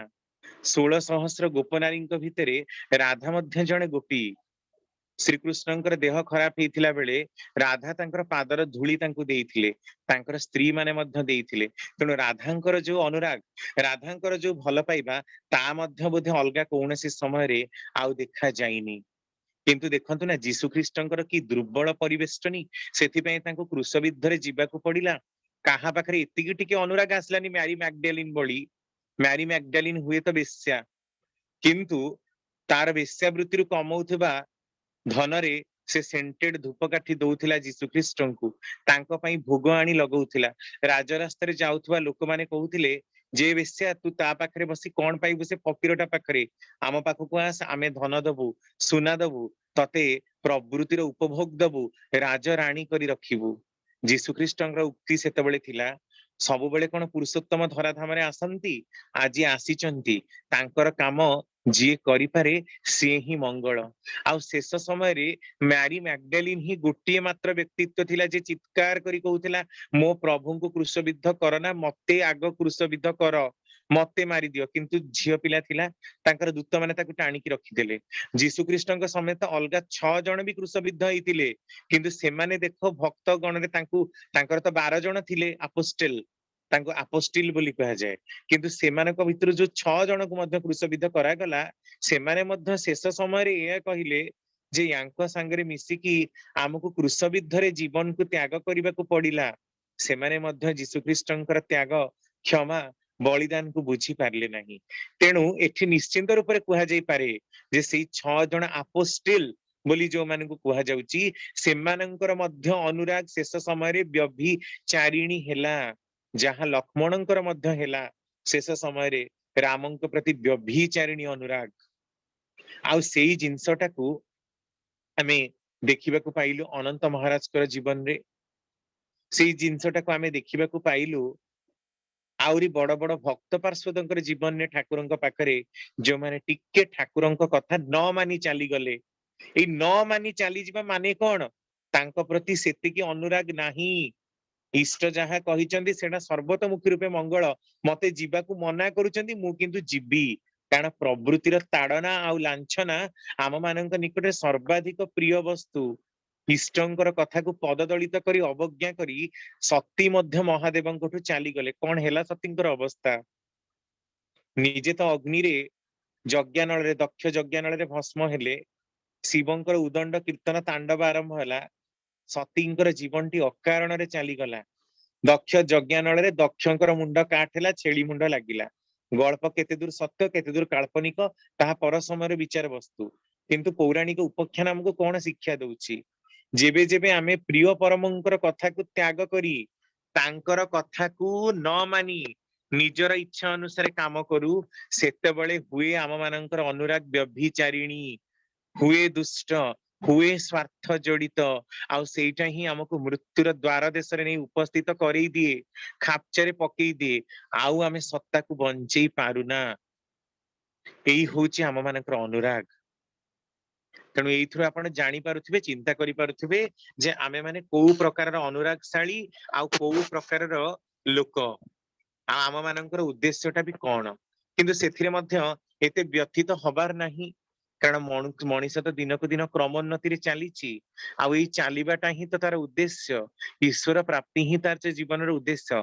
आहुरी लक्ष लक्ष जन्म हमको नबाकू पड़िबो तांको पाखकू जीवा पई की, गोटे जन्मरे ताऊ हबनी। तेणु सत्रे लागी रहिबार निरवच्छिन्न आसक्तिटाकू जदि आमे निज भितरे जाग्रत न करू, ताहले आम मानकर अनुरागटा तांको प्रति आसीबो किपरि? तांको प्रति प्रकृत भक्ति जाग्रत हबो केबे? तांकर कथा को मानि चली आमे आदर्श रे मुग्ध हबो केबे? एइटा ही आम मानक भितरे प्रकृत दुरावस्थाटाकू सृष्टि करि देइछि। आमे एते दूर तांको सहित जोगयुक्त नुहे, ट्यून्ड अप नुहे, तेणु ही आमे तांको छाड़ी चली जाउछे। सत्संग जगत रे भी आमे अनेक घटना सुनु, लोक बारंबार की प्रश्न करंती जे सबु करुथबा सत्वे भी तार अकाल मृत्यु हेला काहेकि? अनुरागटा केमती देखंतु, गोटे उदाहरण आपण देले जानि परिबे। थरे सचिन गांगुली दा तांको स्त्री दुई जण जाक ठाकुरंक पाखरे बसिचंती। ठाकुरंकु सचिन गांगुली दा प्रश्न करूचंती, ठाकुर मो पुओ इष्टभृति करुथिला, से इलेक्ट्रिक शॉक रे काहेकि चली गला? ठाकुर कहउचंदी आपनको पुओ कोन सबुदिन करुथिला? ना हाँ सबुदिन करुथिला। ठीक रे इष्टभृति पठौथिला? ना हाँ पठौथिला। ठाकुर तो सब जानती, कहउचंदी आपनक साइड रे आपनक मां बसचन, तांको पचारंतु, मां ही कहि परिबो पिलार कथा। से सबुदिन कोन सेया करथिला? मां कहले ना से करे ना, मन इच्छा करे, सबुदिन करे ना, जेतेबेले जहा पारे सेतेबेले ता करे, आ प्रति मासरे भी ठीक रे पठाए ना। सचिन गांगुली रा एक कथा जानती नहीं। ठाकुर कहउचंदी हाँ जदि प्रकृत रे से इष्टभृति प्रतिदिन करूथांता ताले से ट्यून्ड अप हेइ थांता, तार अनुराग व्यभिचारिणी हेइ नथांता, तार भल पाइबा इष्टंक ठारे एकनिष्ठ हेइ थांता, एकजुट हेइ थांता। आउ से जानि परिथांता जे इलेक्ट्रिक काम कले पादरे चप्पल पिंधी करिबाकू पड़े, ताहले इलेक्ट्रिक शॉक खाई नथांता। पादरे चप्पल पिंधी नथला बोली आर्थिंग हेइ गला, तेणु इलेक्ट्रिक शॉक मारिकी मरी गला। ते पादरे चप्पल पिंधिलानी से कोन पई की? काहेकि इष्टंक सह से ट्यून्ड अप हेइ रहि परला नाही। एई तांको सहित आमे अनट्यून्ड जोठी जोठी, ता माने आम चलणीर खापचा सेइठी सेइठी। आम घरकू जदि केही कुणिया आसंती, आमे माने पूरा देखिबे रोसई बास करिके हेनटेन पुरा रेडी करिथाउ। काहेकि? कोन आमको देई दैछन्ती से कुणिया माने कोन पई? ता माने गोटे भल पाइबार भावटा रहिछि। आउ गोटे पुणी निजर सम्मान प्रति डर भी रही। मु जदि भल टिके रांधिकी न देबी ताले मते कोन कहिबे? तेणु 4 जण 5 जण आछन, तांका पई टिके भल व्यवस्था करिबा, कारण आमे मान सम्मान को जगू। ଆଉ ତାଙ୍କ ପ୍ରତି ସ୍ୱତଃ ଗୋଟେ ଶ୍ରଦ୍ଧା ବି ରହିଛି। ଅଶ୍ରଦ୍ଧା ଲୋକ ପାଇଁ ଆମେ କେବେ କରୁନା, ଶ୍ରଦ୍ଧାଟା ରହିଛି। ସାଧାରଣ ମଣିଷ ପାଇଁ ଆମେ ଏତେ ଶ୍ରଦ୍ଧା କରିପାରୁ, କିନ୍ତୁ ଜୀବନ ପାଇଁ ତ କେବେ ଶ୍ରଦ୍ଧା କରୁନା। ଏହା ବ୍ୟଭିଚାରିଣୀ ଅନୁରାଗ ନୁହେଁ ତ ଆଉ କଣ? ତାଙ୍କ ପ୍ରତି ଏହା କୃତଜ୍ଞତା ନୁହେଁ କି? ତାଙ୍କ ପ୍ରତି ଲାଗି ରହିବାର ଭାବଟା ଆମ ମାନଙ୍କର ଯୋଉଠି ଯେତେ ଯେତେ ଦୁର୍ବଳ, ତାଙ୍କର କାମଟାକୁ ଆମେ ଯେତେ ଦୂର ଯୋଉଠି ନ ମାନି ପାରୁଛେ, ସେଇଠି ହିଁ ଆମର ସମୂଳ ସର୍ବନାଶ, ସେଇଠି ହିଁ ଆମ ମାନଙ୍କର ବିନାଶ ଆମକୁ ଚାହିଁ ବସିଛି। ଶୈତାନର ଡାହାଣୀ ଡାକ ଆମକୁ ଚାହିଁ ବସିଛି। କେତେବେଳେ ଆମେ ଭଗବାନଙ୍କ ମାର୍ଗରୁ ଟିକେ ପାଦଟାକୁ ତଳକୁ ପକେଇବା, ଆଉ ଆମକୁ ସେ ତାର ଡାକକୁ ଟାଣି ନବ, ଆଉ ତାର ଅନ୍ଧାରୀ ଗହର ଭିତରେ ପକେଇ ରଖି ଆମକୁ ପୁରା ସାବାଡ କରିଦେଇ ଆମର ଜୀବନ ନ ନେଲା ଯାଏ ଶୈତାନର ଡାହାଣୀ ଡାକର ନିସ୍ତାର ନାହିଁ। ଅନେକ ଜୀବନ ଚାଲି ଯାଉଛି, ଅନେକ ସଂସାର ଉଚ୍ଛନ୍ନ ହେଇଯାଉଛି, ସବୁ କିଛି ହଉଛି କଣ ପାଇଁ? ମଣିଷ ବିକେନ୍ଦ୍ରିକ ଥିବା ଯୋଗୁ। ଇଷ୍ଟଙ୍କ ଠାରେ ଯଦି ମଣିଷ ସୁକେନ୍ଦ୍ରିକ ହୁଏ, ସୁକେନ୍ଦ୍ରିକ ଅନୁରାଗ ପ୍ରବଣ ହୁଏ, ସେବା ଚର୍ଜି ପରାୟଣ ହୁଏ, ତାହେଲେ ତା ଭିତରେ ଅନୁରାଗ ହୁଏ ଦୃଢତର। ଅନୁରାଗ ସଠିକ ମାର୍ଗରେ ଗତି କରି ଚାଲେ, ସେ ବ୍ୟଭିଚାରିଣୀ ହୁଏ ନା, ସେ ଦୁରାଚାରିଣୀ ହୁଏ ନା। ତାକୁ ତାର ଭକ୍ତିଟା, ତାର କର୍ମଟା ଏକଦମ ଭାବରେ ଲଗେଇ ରଖେ। ତେଣୁ ପ୍ରକୃତ ଅନୁରାଗ ଜାତ ହୁଏ ସେତେବେଳେ ଯେତେବେଳେ ମଣିଷ ଲାଗି ରହି ତାଙ୍କର କର୍ମଟାକୁ ନିଷ୍ଠାର ସହ କମ୍ପ୍ଲିଟଲି ଟ୍ୟୁନ୍ଡ ଅପ୍ ହେଇକି କରେ। ଯୋଉଠି ଯୋଉଠି ଆମେ ଟ୍ୟୁନ୍ଡ ଅପ୍ ନୁହଁ, ସେଇଠି ସେଇଠି ଆମ ମାନଙ୍କର ବିପତ୍ତି, ଆଉ ସେଇଠି ସେଇଠି ହିଁ ଆମ ମାନଙ୍କର ପ୍ରକୃତ ଦୁରାବସ୍ଥା ଆଉ ବିପର୍ଯ୍ୟୟ ଆମକୁ ଅପେକ୍ଷା କରି ରହିଛି। ଠାକୁର କହୁଛନ୍ତି, ମୁଁ ଚାହେଁ, ତୁମକୁ ଚାହେଁ ନା, ପ୍ରବୃତ୍ତିର ପୂଜାରୀ ଯେ, ସତ୍ତା ସମ୍ବର୍ଦ୍ଧନା ସହଯୋଗିତାରେ ଯହିଁରେ ଅବଜ୍ଞାତ, ତାଙ୍କୁ ଯେତେ ହିଁ ଚାହିଁବ ବିଧ୍ୱସ୍ତିକୁ ଆଲିଙ୍ଗନ କରିବାକୁ ହବ, ଆଉ ପାଇବା ହିଁ ବିଡମ୍ବନାର ଉପଢୌକନ ହେଇ ରହିବ, ଯାହାକି ତୁମ ଅନୁରାଗର କ୍ଷତି ଘଟେଇବ। ପ୍ରବୃତ୍ତିର ପୂଜାରୀ ଯୋଉମାନେ, ସେମାନେ କେବେ ଇଷ୍ଟଙ୍କ ଅନୁରକ୍ତରେ ଅନୁରକ୍ତି ନୁହନ୍ତି, ସେମାନେ ଇଷ୍ଟଙ୍କ ଠାରେ ଆସକ୍ତ ନୁହନ୍ତି, ତାଙ୍କ ପ୍ରତି ଭାବ ପ୍ରବଣ ନୁହନ୍ତି, କର୍ମ ପ୍ରବଣ ନୁହନ୍ତି, ଆଉ ସେଇଠି ହିଁ ବିଧ୍ୱସ୍ତି ତାଙ୍କୁ ଆଲିଙ୍ଗନ କରିବାକୁ ସଦା ସର୍ବଦା ରଖିଛି ମଧ୍ୟ। ଆଉ ଅଚ୍ଛେଦ୍ୟ ଅନୁରତି ଯେତେ ଦିନ ତାଙ୍କ ଠାରେ ଆମର ନାହିଁ, ସେ ପର୍ଯ୍ୟନ୍ତ ଭଗବାନଙ୍କର ଲକ୍ଷେ କୃପା ମଧ୍ୟ ଆମକୁ ରକ୍ଷା କରିପାରିବ ନାହିଁ, ଆଉ ପାଇଲେ ମଧ୍ୟ ତାକୁ ଆମେ ରକ୍ଷା କରିପାରିବା ନାହିଁ। ଠାକୁରଙ୍କର ଶାଶ୍ୱତୀର ବାଣୀ ଦେଖନ୍ତୁ। ଏଇ କଥାଟାକୁ ବୁଝେଇବାକୁ ଯାଇ ମାଘ ମାହାତ୍ମ୍ୟର ଗୋଟେ ଗଳ୍ପର ଅବତାରଣା କରିବାକୁ ପଡେ। ଥରେ ଗୋଟିଏ ଲୋକ, ମାନେ ଈଶ୍ୱରଙ୍କ ଠାରେ ଯଦି ମଣିଷ ଆନତ ନ ହୁଏ, ତାହେଲେ ସେ ପ୍ରାରବ୍ଧ ଥିଲେ ମଧ୍ୟ ତାହା ପ୍ରାପ୍ତ କରି ଧରି ରଖିପାରେ ନା। ମଣିଷ ଧରି ରଖିବା ପାଇଁ ବି ତା ଭିତରେ ଯୋଉ ସମ୍ବେଗ ଦରକାର, ସେଥିପାଇଁ ଇଷ୍ଟଙ୍କ ଠାରେ ଅଚ୍ୟୁତ ହବା ଦରକାର। ଦେଖନ୍ତୁ, ଗୋଟିଏ ଗରିବ ବ୍ରାହ୍ମଣ ସଦା ସର୍ବଦା ଶିବଙ୍କୁ ଖୁବ ପୂଜା କରେ। ଆମେ ଶିବଙ୍କୁ ଅକର୍ମା ଦାନୀ ବୋଲି କହୁ, କର୍ମରେ ନଥିଲେ ବି ତାଙ୍କୁ ସେ ଯାଚି ଦିଅନ୍ତି, ସେ ଆଶୁତୋଷ, ତାଙ୍କଠୁ ଶୀଘ୍ର ପ୍ରସନ୍ନ କେହି ହୁଅନ୍ତିନି। ପୁରାଣରେ ଏ ପ୍ରକାରର ବର୍ଣ୍ଣନା। ସେ ଗରିବ ବ୍ରାହ୍ମଣଟିର କେବେ କିଛି ନାହିଁ, କିନ୍ତୁ ସବୁବେଳେ ସେ ଶିବ ମନ୍ଦିର ପୂଜା କରେ, ଆଉ ସବୁବେଳେ ଭଗବାନଙ୍କ ପାଖରେ ନିବେଦନ ବି କରେ ଶିବଙ୍କ ପାଖରେ, ଯେ ଭଗବାନ ମୋ ପାଖରେ କିଛି ନାହିଁ, ଖାଇବା ପିଇବାରେ ମତେ କେତେ ଅସୁବିଧା ହଉଛି, ଆପଣ ଟିକେ କେତେ କାକୁତି ମିନତି ହୁଏ, ମତେ ଟିକେ କିଛି ଦିଅନ୍ତୁ। ସବୁବେଳେ ପୂଜା କରେ, କିନ୍ତୁ ପ୍ରାର୍ଥନାଟା ବି କରେ। ଏଇ କଥା ଦେଖିକି ପାର୍ବତୀ ଦିନେ କହୁଛନ୍ତି ଶିବଙ୍କୁ ଯେ ଏତେ ସେ ପ୍ରାର୍ଥନା କରୁଛି, ଆପଣଙ୍କୁ କଣ ଶୁଣା ଯାଉନି? ଆପଣ ଟିକେ ତାକୁ ଯାଇ କିଛି ଦଉନାହାନ୍ତି। ଶିବ ହସୁଛନ୍ତି, ପାର୍ବତୀ କହୁଛନ୍ତି, ମାନେ ପାର୍ବତୀ, ଯଦି ମୁଁ ତାଙ୍କୁ ଦିଏ ତାହେଲେ ସେ କଣ ପ୍ରକୃତରେ ତାକୁ ନେବେ? ନା ପାର୍ବତୀ, ଆପଣ ଆଗ ଦିଅନ୍ତୁ ତ, ତାପରେ କଣ ହବ କି ନାଇଁ ଦେଖାଯିବ। ସେତେବେଳେ ଶିବ ପାର୍ବତୀ ଛଦ୍ମ ବେଶରେ ଅନତି ଦୂରରେ ଠିଆ ହେଲେ, ଯୋଉ ଶିବ ମନ୍ଦିରଟିକୁ ପୂଜା କରିକି ସେ ବ୍ରାହ୍ମଣଟି ତାର ପଥ ଦେଇ ଫେରି ଚାଲୁଥିଲା।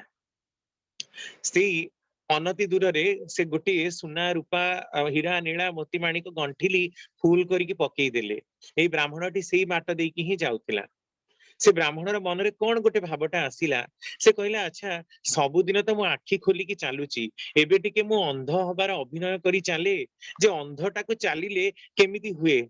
ସେ ଗଣ୍ଠିଲି ଯୋଉଠି ଅଛି, ତାର କିଛି ବାଟ ପୂର୍ବରୁ ସେ ଅନ୍ଧ ହବାର ଅଭିନୟ କରି ଚାଲି ଚାଲି ଆସୁଛି। ଗଣ୍ଠିଲିଟାକୁ ଗୋଡରେ ଝୁଣ୍ଟେଇଲା ମଧ୍ୟ, କିନ୍ତୁ ଆଉ ପଛକୁ ବୁଲି ଦେଖିବାକୁ ଚେଷ୍ଟା କଲାନି ଯେ ତା ଗୋଡରେ କଣ ବାଜିଲା। ଶିବ ପାର୍ବତୀଙ୍କୁ କହୁଛନ୍ତି, ଦେଖିଲ ପାର୍ବତୀ, ଦେଲା ପରେ ବି ଯେହେତୁ ଭାଗ୍ୟରେ ନାହିଁ, ତାକୁ ସେ ଧାରଣ କରି ପାରିଲାନି। ଏଠି କଣ ପ୍ରଭାବ ପଡିଲା ଜାଣ? तार पूजाटा किंतु संपूर्ण रूप रे केवल स्वार्थ जड़ित ईश्वरଙ୍କ ପାଇଁ ନିସ୍ୱାର୍ଥପର ଭାବରେ ଯୋଉମାନେ କର୍ମ କରନ୍ତି ତାଙ୍କର ପ୍ରୀତ୍ୟାର୍ଥେ କର୍ମ କରନ୍ତି ସେଇମାନେ ହିଁ ସବୁ କିଛି ପ୍ରାପ୍ତ ହୁଅନ୍ତି ଆଉ ଈଶ୍ବରଙ୍କ ପାଇଁ ଯୋଉମାନେ ସବୁ କିଛି ହରାନ୍ତି ମଧ୍ୟ ସେମାନେ ପର ଜନ୍ମରେ ଅକ୍ଷୟ ପୁଣ୍ୟର ଅଧିକାରୀ ହୁଅନ୍ତି ଏ କଥା ଠାକୁରଙ୍କର ବାଣୀରେ ହିଁ ରହିଛି ଯେତେବେଳେ ଯୀଶୁଖ୍ରୀଷ୍ଟଙ୍କ ସାମ୍ନାରେ ତାଙ୍କର 6 ଜଣ ଶିଷ୍ୟଙ୍କୁ ଆଗ ମଧ୍ୟ କ୍ରୁଶବିଦ୍ଧ କରାଗଲା ଯୀଶୁଖ୍ରୀଷ୍ଟଙ୍କର ଉକ୍ତି ଥିଲା ତୁମେ ମାନେ ସମସ୍ତେ ମୋ ସହିତ ପାରଦିଶରେ ଉପସ୍ଥିତ ମାନେ ସ୍ୱର୍ଗରେ ଉପସ୍ଥିତ ହବ ଆଉ ସେମାନେ ସ୍ୱର୍ଗରେ ଉପସ୍ଥିତ ହେଇଥିଲେ ମଧ୍ୟ ଯୀଶୁଖ୍ରୀଷ୍ଟଙ୍କର ଜୀବନୀ ପଢିଲେ ଜଣାଯାଏ କିନ୍ତୁ ତାଙ୍କ ଉପରେ ମଣିଷ ଭରସା କରିପାରେ ନା ଗୀତାରେ ମଧ୍ୟ ଲେଖା ଯାଇଛି ଯୋଗକ୍ଷମଂ ବହାମ୍ୟହମ୍ ଯୋଉଠି ମତେ ଲୋକ ଯୋଗଯୁକ୍ତ ହବ ଯୋଗ ମାନେ କଣ ତାଙ୍କ ସହିତ ଲାଗିକି ରହିବ ସେଇଠି ମୁଁ ରହିବି ଯୋଗକ୍ଷମଂ ବହାମି ଅହମ୍ ସେଇଠି ମୁଁ ରହିଛି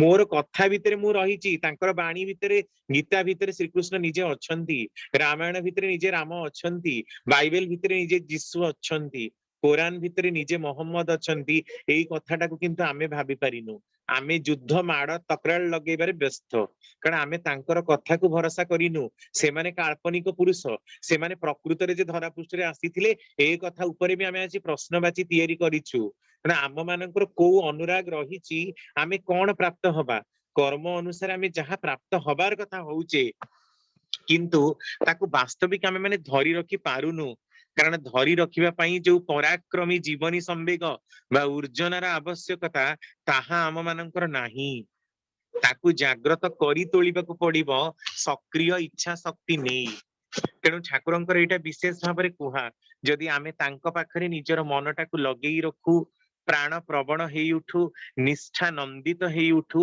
ତାହେଲେ ହିଁ ହୁଏ ତିନିଟା ଜିନିଷ ଦରକାର ନିଷ୍ଠା ଆନୁଗତ୍ୟ ଆଉ କୃତି ସମ୍ବେଗ ନିଶେଷ ଭାବରେ ଲାଗି ରହିବା କାମ ହଉ କି ନ ହଉ ନିଶେଷ ଭାବରେ ଲାଗି ରହି କାମଟିକୁ କରିବା ତା ହେଲା ନିଷ୍ଠା ଆନୁଗତ୍ୟ ହେଲା ଅନୁସରଣ ପୂର୍ବକ ଗମନ କରିବା ଯାହା ସେ ଚାହିଁଛନ୍ତି ତାଙ୍କର ମାଫିକ ସେଇ କାମଟିକୁ କରିବି ଆଉ କୃତି ସମ୍ବେଗ ହେଲା କରିବାର ଆବେଗ କରିବାର ଉର୍ଜନା କରିବାର ଆକୁତି ମଣିଷ ଯେତେ ହିଁ ସ୍ପିଡ ଅପ୍ ହେଇ ତାଙ୍କ କାମ କରେ ସେତେ ହିଁ ସେ ତାଙ୍କର ଦୟାକୁ ଲାଭ କରେ ନିଷ୍ଠା ଆନୁଗତ୍ୟ ଆଉ କୃତି ସମ୍ବେଗ ଥିଲେ ମଣିଷ ଭିତରେ ଜାଗ୍ରତ ହୁଏ ସକ୍ରିୟ ଇଚ୍ଛା ଶକ୍ତି ଆଉ ଏଇ ସକ୍ରିୟ ଇଚ୍ଛା ଶକ୍ତି ହିଁ ତା ଭିତରେ ଅନୁରାଗ ଆଣିବାର ପ୍ରକୃଷ୍ଟ ମାଧ୍ୟମ ହୁଏ ତେଣୁ ଯେତେ ଦୂର ଯୋଉମାନେ ଇଷ୍ଟନିଷ୍ଠ ତାଙ୍କର କର୍ମରେ ନିଜକୁ ଲଗେଇ ରଖନ୍ତି ତାଙ୍କର କର୍ମରେ ନିଜକୁ ବ୍ରତୀ କରି ରଖନ୍ତି ସେଇମାନେ ହିଁ ପାଆନ୍ତି ପ୍ରକୃତରେ ତାଙ୍କର ଦୟା ପ୍ରକୃତରେ ତାଙ୍କର ଈଶୀ ଆଶୀର୍ବାଦ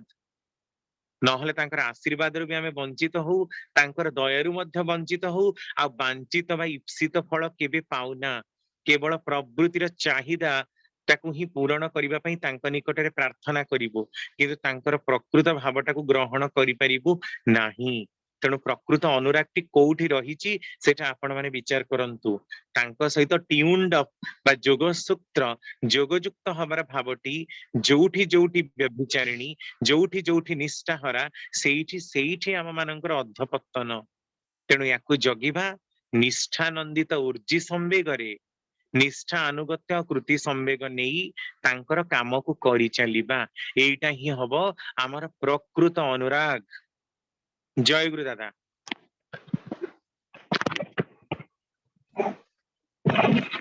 ଜୟ ଗୁରୁ ବହୁତ ବହୁତ ଧନ୍ୟବାଦ ବହୁତ ବହୁତ ଧନ୍ୟବାଦ ବର୍ତ୍ତମାନ ଗୋଟେ ଘୋଷଣା ଅଛି ଆଜି ଏଇ ଚ୍ୟାନେଲରେ ଏଇ ଆଇଡିରେ ଜଷ୍ଟ ଆମର ସମାପନୀ ସଙ୍ଗୀତ ଧ୍ୱନି ପରେ ପରେ 91ତମ ସାପ୍ତାହିକ ଶିଶୁ ସତ୍ସଙ୍ଗ ଅନୁଷ୍ଠିତ ହେବ ପ୍ରତ୍ୟେକ ରବିବାର ଭଳି ଆପଣମାନେ ବହୁ ସଂଖ୍ୟାରେ ଯୋଗଦାନ କରିବେ ଛୋଟ ଛୋଟ ପିଲାମାନେ ସପ୍ତାହରେ ଗୋଟିଏ ଦିନ ଆପଣମାନଙ୍କୁ ଚାହିଁ ବସିଛନ୍ତି ଆପଣମାନଙ୍କର ସ୍ନେହ ମମତା ସହାନୁଭୂତି ଓ ଆଶୀର୍ବାଦ ସେମାନଙ୍କ ପାଇଁ ଲୋଡ଼ା ଆପଣମାନେ ସମସ୍ତେ ଦୟାକରି ରହିବେ ଆଜି ଏଇ ଚ୍ୟାନେଲରେ ଏଇ ଆଇଡିରେ ପ୍ରତ୍ୟେକ ରବିବାର ଭଳି ମଧ୍ୟ 91ତମ ସାପ୍ତାହିକ ଶିଶୁ ସତ୍ସଙ୍ଗ ଅନୁଷ୍ଠିତ ହେବ ଆପଣମାନେ ବହୁ ସଂଖ୍ୟାରେ ସମସ୍ତେ ଯୋଗଦାନ କରି ଛୋଟ ଛୋଟ ପିଲାମାନଙ୍କୁ ଉତ୍ସାହିତ କରିବେ ଆପଣମାନଙ୍କ ଘରେ ଯଦି କୌଣସି ଛୋଟ ପିଲା ଅଛନ୍ତି ବା ସାହି ପଡ଼ିଶା ସାଙ୍ଗସାଥୀ ବନ୍ଧୁବାନ୍ଧବ ତାଙ୍କୁ ମଧ୍ୟ ଏଇ ସ୍ରୋତରେ ସାମିଲ କରାନ୍ତୁ ଯାହା ଭିତରେ କିଛି ପ୍ରତିଭା ରହିଛି ସଙ୍ଗୀତ ହଉ ବା ନୃତ୍ୟ ହଉ ବା ଆଲୋଚନା ହଉ ସମସ୍ତଙ୍କୁ ଯୋଗଯୁକ୍ତ କରିବେ ଆପଣମାନେ ବହୁ ସଂଖ୍ୟାରେ ଯୋଗଦାନ କରି ଛୋଟ ଛୋଟ ପିଲାମାନଙ୍କୁ ଉତ୍ସାହିତ କରିବେ ଆପଣମାନେ ସମସ୍ତେ ରହିବେ ଆଜି ଏଇ ଚ୍ୟାନେଲରେ ଜଷ୍ଟ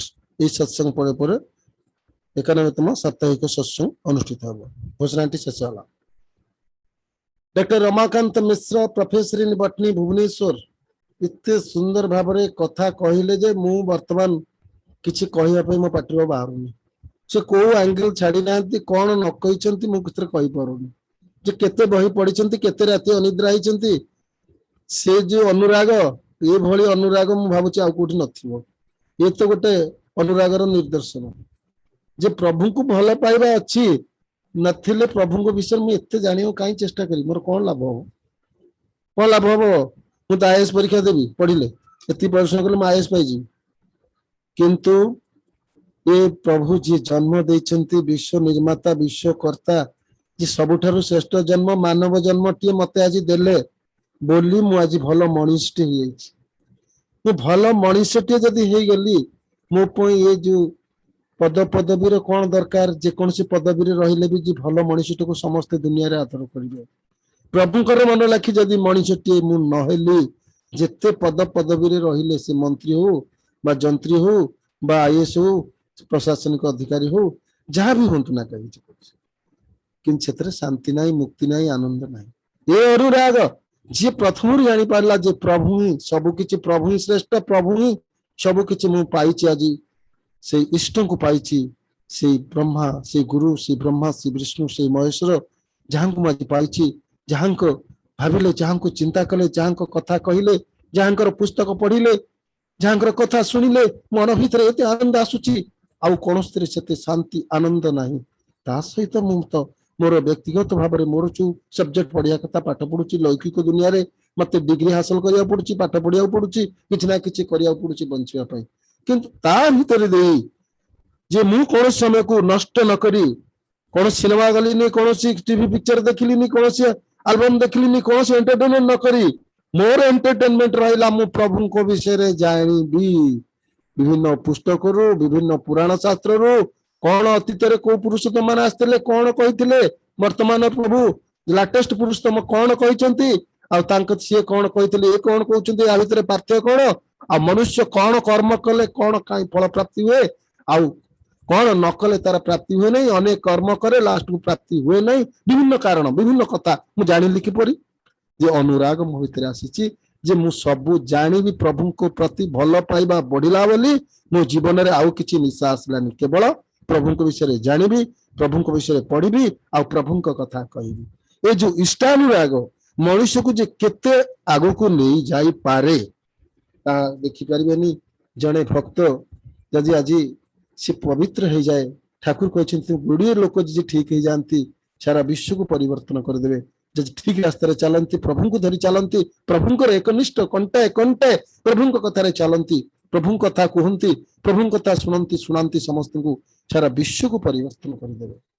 ଏଇଭଳି ଅନୁରାଗୀ ଭକ୍ତକୁ ଦେଖିବାକୁ ବିରଳ।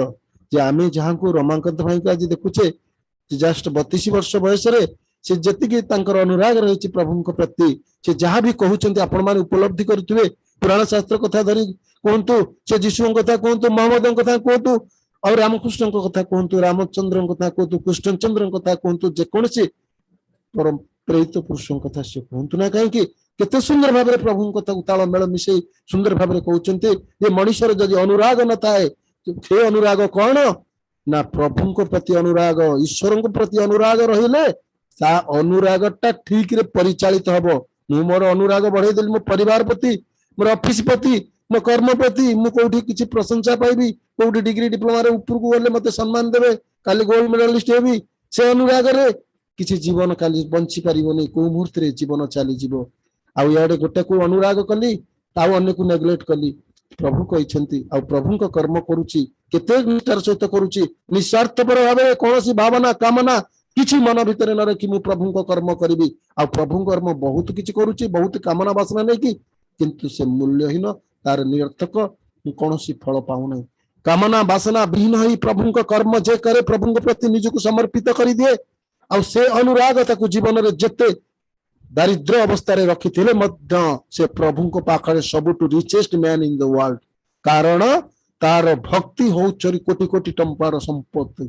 ସେଇ ଭକ୍ତି ବଳରେ ସେ ଜୀବନରେ ଏ ଜନ୍ମରେ ନ ପାଇଲେ ମଧ୍ୟ ତାର ଜନ୍ମରେ ସେ କୋଉ ପରସ୍ତରେ ରହିବ, से अनुभव करनी आउ से भक्ति मार्ग रे जाई हजार हजार कोटी कोटी संपद टंकार मनुष्य को से आज रक्षा कर अंध जे स्वार्थंद मनुष्य माने जो आज अर्थ पछरे दौड़ी अर्थ मान जसरे से भक्ति बल रे प्रभु निष्ठा कथा कही प्रभुंकर कथा कही निस्वार्थपर भाव में कही निस्वार्थपर भावना नहीं खाए नाई पीए नाई जहाँ मिलू जो थाए जो अवस्था थाए प्रभुंकर कथा कही जदि जीवन रे कोटी कोटी लोक को परिवर्तन करदेली ए अनुराग ठारू कौन आउ अनुराग बड़ अच्छी से अनुराग होची सबुठारु सर्वश्रेष्ठ अनुराग से अनुराग थिले मोर प्रत्येक जगार अनुराग आसीबो पिला पे आसीबो प्रति पे आसीबो मोर पति पे आसीबो मोर परिवार समस्त पे आसीबो सारा विश्व पड़ोसी मोर सारा विश्वर समस्त मानव प्रति ए अनुराग आसीबो निष्ठानुराग जे प्रभु के प्रति अनुरागी हे जाइछि कामना वासना को सब किछि त्याग करी ताहले जीवन रे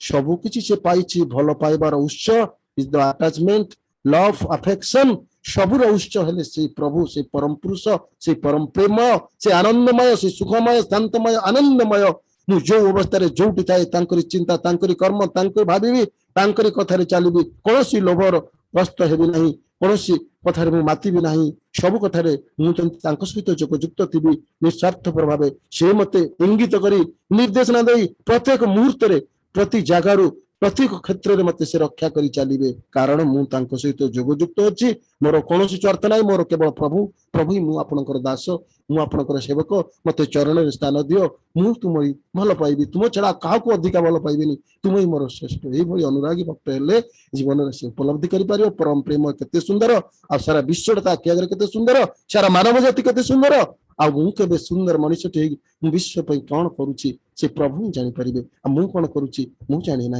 केवल प्रभु मु खाली आपन को जाने मत मत यही शक्ति दिंतु यही भक्ति दिंतु यही मनोभाव दिंतु यही अनुराग दिंतु मु केवल आपण इच्छा परिचालित सारा विश्ववासी मंगल कामना आगे जी सारा विश्व के सुखरे शांति रे विश्ववासी चिंता से आपण को नहीं करी आपण ही मोर सबुर उत्स हूँ ये सुंदर आलोचना सुंदर भाव में डॉक्टर रमाकांत मिश्र इतने सुंदर भाव में इतने एंगल रु इतने उदाहरण दे कहते मो पाखे भाषा नहीं I am speechless to speak regarding him इतने सुंदर आलोचना प्रभु पाखे प्रार्थना करे रमाकांत भाई शरीर सुस्थ सबल निरोग रहू सब प्रभुंर कथा विभिन्न तथ्य संग्रह कर आम आगे कही आम भर अनेक अज्ञानता अंधकारता सबकि दूरीभूत कर आमको प्रकृत मनुष्य चक्षु दान करंतु ये अंधकार मुक्त करी से आलोकर पथरे केमती चलू यही ज्ञान शुणी आम केमती प्रभुंर निजर लोक हबू प्रभु प्रति आमर अनुराग बढ़िबो यही भाव में आमको से प्रेरणा दिंतु से सुंदर जाजन माध्यम यह मोर प्रभु पाखे एकांत प्रार्थना परिशेष रमाकांत भाई एवं परिवार समस्त मंगल निमंते मो प्रभु श्रीपद प्रणाम जनाऊँ धन्यवाद रमाकांत भाई जय गुरु।